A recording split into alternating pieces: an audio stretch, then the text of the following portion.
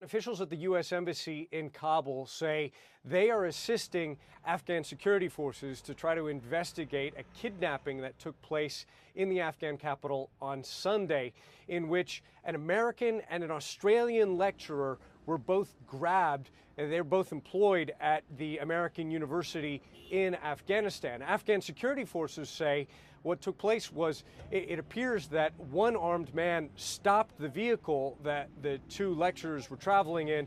Another man then broke through the passenger side window of the vehicle, and then they made off with the two foreign academics there. This, of course, raising fears in the Afghan capital about the threat of kidnapping. And I was there earlier this summer, and the security risks have gotten to such a high degree that foreign diplomats, U.S. diplomats, won't even drive the short distance. We're talking about 3 miles or less from the main airport in Kabul to the U.S. Embassy. They're flown by helicopter that short distance.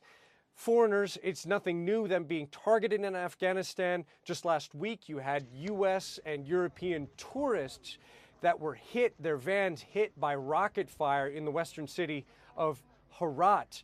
But, of course, it's Afghans that are suffering the most from the violence. The end of last month, at least 80 people killed when a peaceful protest in Kabul was targeted by suicide bombs.